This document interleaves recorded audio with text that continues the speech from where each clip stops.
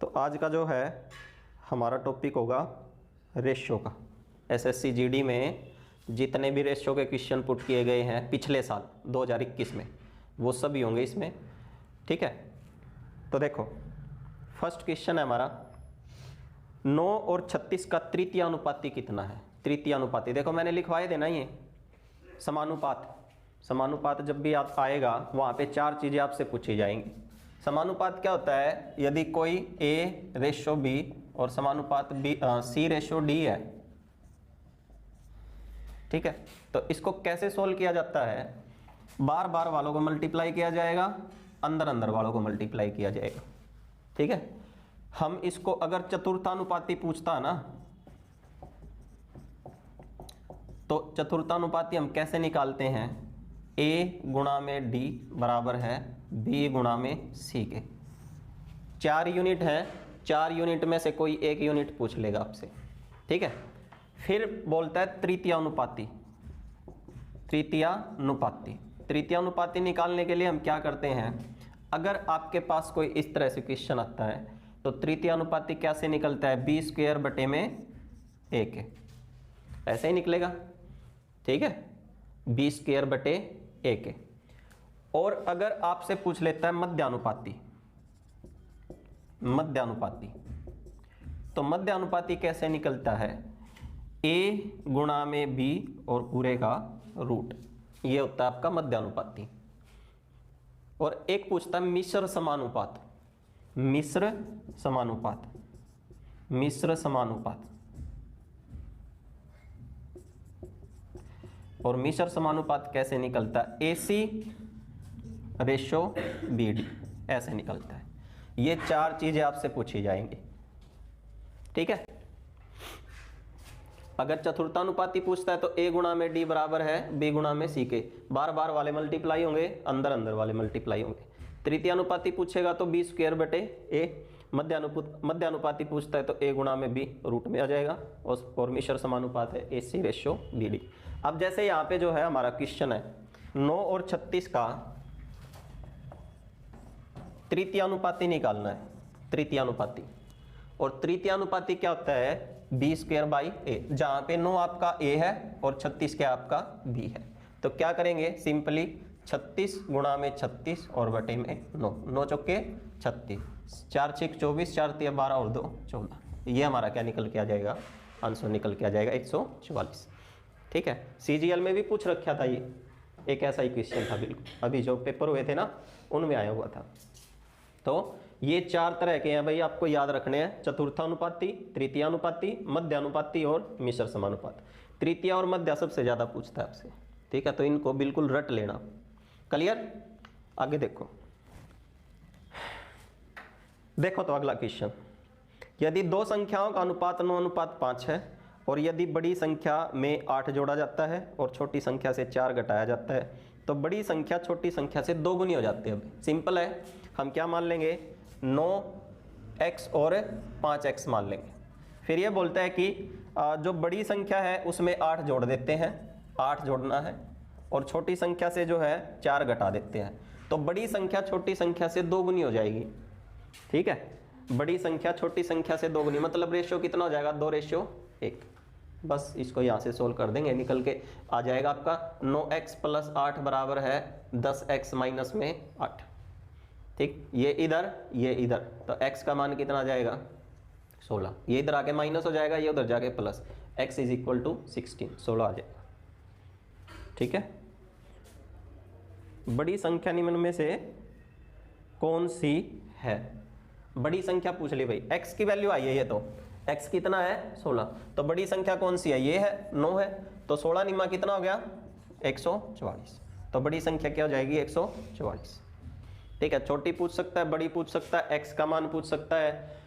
ठीक है, और आपसे जो है अंतर पूछ सकता है इनका। अगर आपका कॉन्सेप्ट क्लियर है तो आप कुछ भी बता सकते हो इसमें। समझ आया? आगे देखो तो अगला क्वेश्चन हमारा एज से है भाई। 5 वर्ष पूर्व A, B और C की आयु का जो अनुपात था वो 4, 5 और 7 था। उनकी वर्तमान आयु का योग कितना? 135 वर्ष है।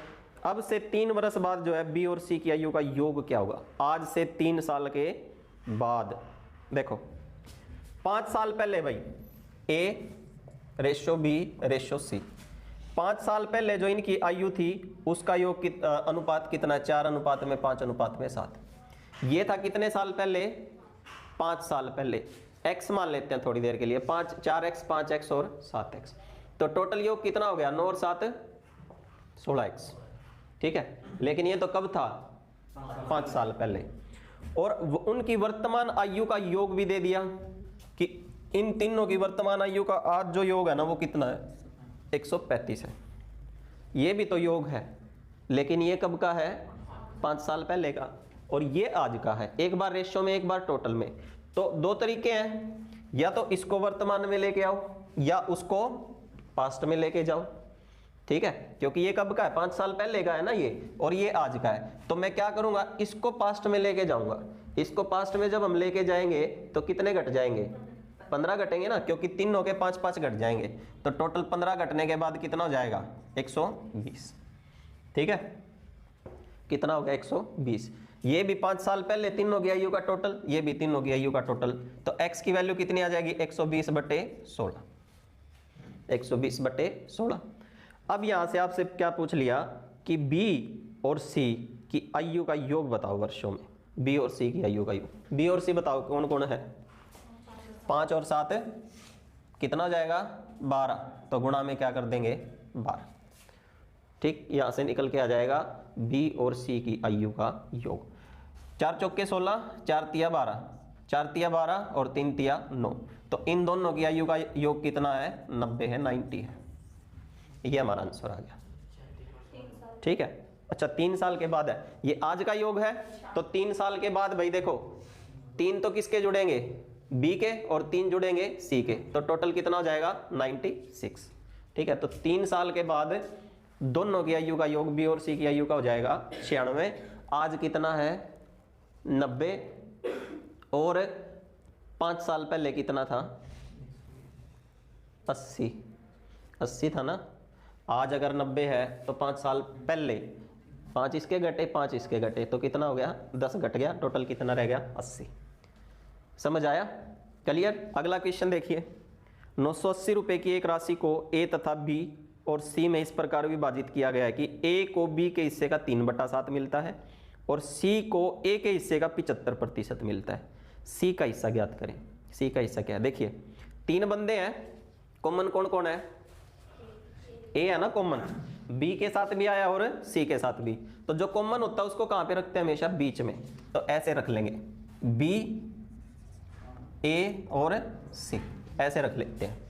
अब देखो ये बोलता है कि a को b के हिस्से का 3/7 मिलता है। जो ऊपर होता है वो फर्स्ट होता है, जो नीचे होता है वो सेकंड।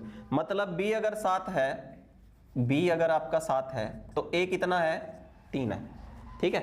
b के नीचे b का रेशियो रख दिया, a के नीचे a का रेशियो रख दिया। फिर बोलता है c जो है ना, c a का 75%। 75% का मतलब 75/100, और 75/100 को मैं क्या लिख सकता हूं? 3/4। मतलब जो पहले है वो ऊपर 3 और a जो है नीचे 4। यहाँ पे a 4 हो गया और c कितना हो गया? 3 हो गया, ठीक है। ये हमारे क्या हो गए? रेशियो आगे निकल के। अब बस क्या करेंगे? तीनों का रेशियो निकाल लेंगे। यहाँ से रेशियो निकाल लेंगे तो क्रॉस मल्टीप्लाई कर देते हैं। ये इससे मल्टीप्लाई होता है, ये इससे और ये इससे। 7 चौके 28, 4 तिया 12 और 3 तिया 9। आगे किसी से नहीं कटेंगे, शायद ये नहीं कटेंगे ना। तो ये b का हिस्सा हो गया, ये a का हिस्सा हो गया और ये c का। तीनों को क्या कर लेते हैं? प्लस कर लेते हैं। ये कितना हो गया? 40 और ये कितना हो गया? 49x। 49x is equal to कितना? 980। 980 रुपये बांटने हैं ना इतने भागों में, ठीक है। तो एक हिस्सा कितने का आ गया भाई? 20 का, ठीक है। 49 दूनी 98, 20 का एक हिस्सा है। तो किसका निकालना है भाई हमको? c का।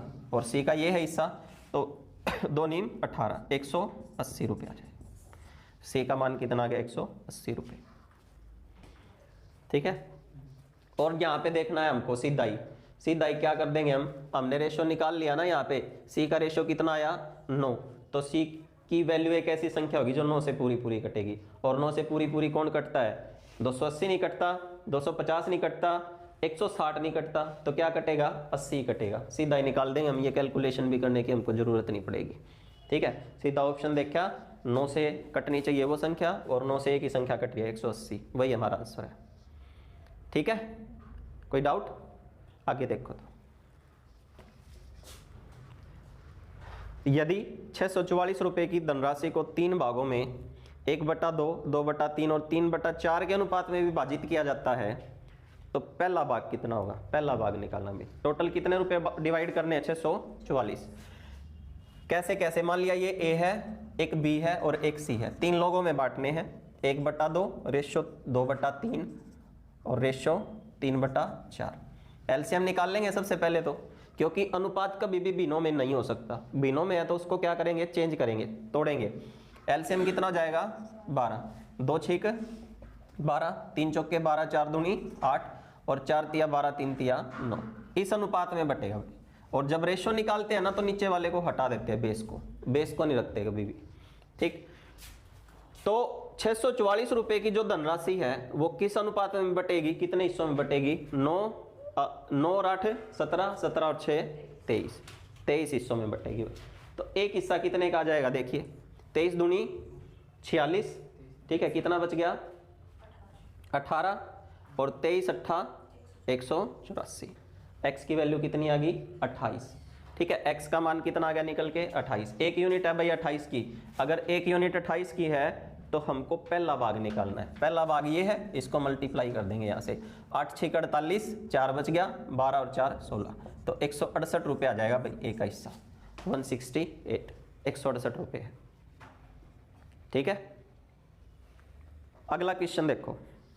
एक धनराशि को A, B, C और D के बीच 5, 2, 4 और 3 के अनुपात में बांटा जाता है। यदि A को D से 1000 रुपये अधिक मिले, A, B, C और D 4 बंदे हैं, 5, 2, 4 और 3 के अनुपात में बांट दिया। अब ये बोलता है A को D से 1000 रुपये अधिक मिले। अब देखो A को तो कितने रुपए मिले हैं? 5x और D को मिले हैं 3x। तो यहाँ पे A को D से कितने रुपए अधिक मिले हैं? 2x रेशो में, और टोटल में कितने मिले हैं? 1000। ठीक है, A और D के भाग का अंतर, रेशो का अंतर कितना है? 1000 है। तो यहाँ से दोनों को सोल्व कर देंगे तो एक यूनिट कितने की आ जाएगी? 500 की। x की वैल्यू अगर 500 है तो अब यहाँ से क्या पूछ लिया आपसे? C को कितने रुपए मिले, और C को 4 हिस्से मिले हैं तो कितना हो जाएगा? टोटल 2000 रुपये हो जाएगा। ये आंसर आ जाएगा हमारा। ठीक है, क्लियर? समझ आया? आगे देखो तो